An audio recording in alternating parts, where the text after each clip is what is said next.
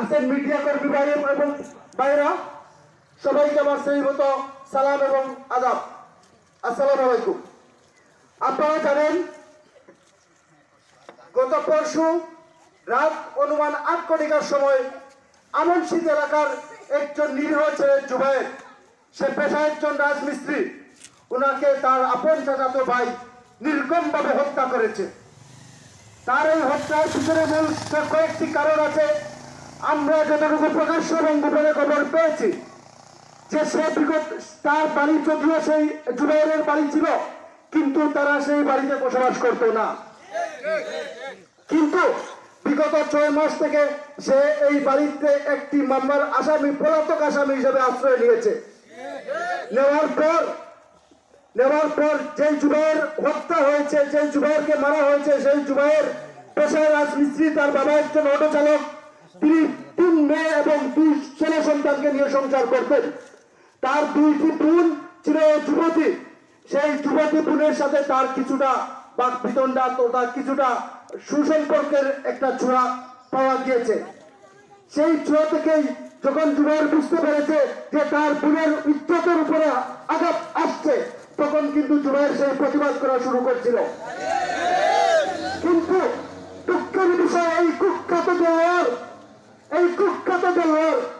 এই জুবায়েরকে তার বোনের হয়তোবা উপরে তার কুনজর পড়েছিল, কিন্তু সেই কুনজরকে স্থায়ী করার জন্য এই দেওয়ারকে কিন্তু এই পৃথিবীর মাঝে থেকে উচ্ছেদ করে দেওয়া হয়েছে। আমি একটি জিনিস যখন থানা পুলিশকে ধন্যবাদ জানাতে চাই যে যখন থানা পুলিশ যখনই ঘটনার খবর পেয়েছে তখনই ঘটনাস্থলে এসেছে এবং আসার আগেই এই এলাকার সচেতন যে সকল মানুষ আছে তারা এই কুখ্যাত দেলোয়ারকে আটক করে কিন্তু রেখেছিল একটি বাড়িতে, কাদির মিয়ার বাড়িতে। সেই জায়গায় পুলিশ আসার পর তাকে একটু হেফাজত দিয়েছিল, নতুবা সে কিন্তু গণপিটুনিতে মারা যেত। ঠিক ছিল না? আমি একটা জিনিস বলতে চাই, এই ঘটনার শুরু থেকে আমি ছিলাম এবং মধ্যবর্তী পর্যন্ত আছি, এবং ভবিষ্যতে যদি এই বিষয় নিয়ে কোনো কিছু করা লাগে আমি কথা দিলাম আপনাদের পাশে আছি।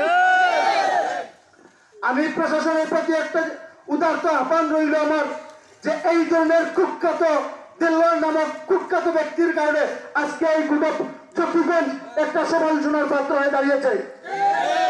চকিগঞ্জের মানুষকে রক্ষা করতে হলে এই দেলোয়ারকে অতি তাড়াতাড়ি আইনের আওতায় নেওয়া হয়েছে, এর ফাঁসির দাবি আমরা জানাচ্ছি। যদিও ফাঁসি অনেক সময় আমরা দেখেছি কার্যকর হয় না, কিন্তু আমি স্পষ্টভাবে বলতে চাই যে এই ঘটনার সাক্ষী প্রমাণ সবকিছুর সাথে সাথে মিলেছে। প্রশাসন কিন্তু এখান থেকে যেই দা দিয়ে তাকে হত্যা করা হয়েছিল সেই দা এই জুবায়েরের ঘর থেকে উদ্ধার করা হয়েছে। প্রশাসনের কাছে দেলোয়ার স্বীকারোক্তি দিয়েছে সে নিজে খুন করেছে। এবং আমরা পরিষ্কারভাবে বলতে চাই, যেহেতু একটা অনৈতিক সম্পর্ক গড়ে তোলার চেষ্টা করেছিল এই খুনি দেলোয়ার, সেইটার প্রতিবাদ করতে গিয়া আজকে আমার শহীদ জবাই হয়েছে জুবায়ের, তাকে আমরা শহীদ জানাই। এই ধরনের মানুষ যদি পৃথিবীতে না থাকতো তাহলে আমরা মা বোনের ইজ্জত নিয়ে সহজে থাকতে পারতাম না, আমাদের মা বোনরা ইজ্জত নিয়ে বেঁচে থাকতে পারতো না। আমরা চাই এই ধরনের অপরাধের যদি দৃষ্টান্তমূলক শাস্তি হয় তাহলে আমার মনে হয় এই চকিগঞ্জে এই ধরনের আর কোন অপরাধী সৃষ্টি হবে না। আমি প্রশাসনের প্রতি উদারতা আহ্বান করছি, পুলিশ প্রশাসনকে প্রথমে ধন্যবাদ জানাচ্ছি, আপনারা আমাদেরকে তাড়াতাড়ি রেসপন্স করেছেন, এবং বিচার বিভাগের প্রতি আমি উদারতা আহ্বান করছি। এই যে আমাদের মানববন্ধনে আসছে শত শত মানুষ, সেই শত শত মানুষ কিন্তু এই ঘটনার প্রত্যক্ষদর্শী সাক্ষী। তারা জানে এবং তার বড় হয়ে বলবে যে দেলোয়ার নামক খুনিটা কিন্তু জুবায়েরকে খুন করেছে। আমরা বিচার বিভাগের কাছে উদারতা আহ্বান জানাবো যে এই খুনিকে অতি তাড়াতাড়ি ফাঁসির কাস্টডিতে ঝুলানোর দরকার, এবং এই খুনির ফাঁসি প্রকাশ্যভাবে হইলে যদি হয় তাহলে এই এলাকায় একটা শান্তি ফিরে আসবে। এই আমনশীত এলাকায় একটি কর্মপ্রাণ এলাকা, সেই এলাকায় আইন যে ঘটনা, এটা হলো একটা ইতিহাস। আজকে আমনশীত গোটা ফিনান্স কলঙ্কিত হয়েছে, এই দেলোয়ারের কারণে গোটা কলঙ্কিত হয়েছে।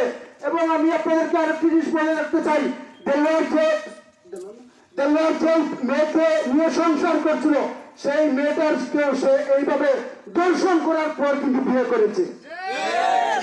কিন্তু আজকে তার যে স্ত্রী, সেই স্ত্রী তার উপরে একটা মামলা দিয়েছে, সে কিন্তু পলাতক আসামি ওই জায়গায় ছিল। আবার সেই যে জায়গায় আসছে, সেই জায়গায় যাচ্ছে এরকম অনৈতিক সম্পর্ক তৈরি করতে। কিন্তু আমরা বলতে চাই, এই ধরনের কুখ্যাত আসামি দেলোয়ারকে তাদের অতি দ্রুত ফাঁসির রায় যাতে কার্যকর হয়, সেটাই থাকবে আমার প্রত্যাশা, আমার চট্টগ্রামবাসীর প্রত্যাশা। এবং আমি কথা দিয়ে গেলাম, এই দেলোয়ারের ফাঁসির রায় কার্যকর করতে হলে যদি আমাদের কোনো কিছু করা লাগে, কোনো প্রশাসনের কাছে সাক্ষী দেওয়া লাগে, যে কোনো পদক্ষেপ দিলে এলাকাবাসীর সাথে আমি সুমন কথা দিয়ে গেলাম, আপনাদের সাথে আছি এবং থাকবো। ধন্যবাদ সবাইকে আজকের এই মানববন্ধনে উপস্থিত হওয়ার জন্য।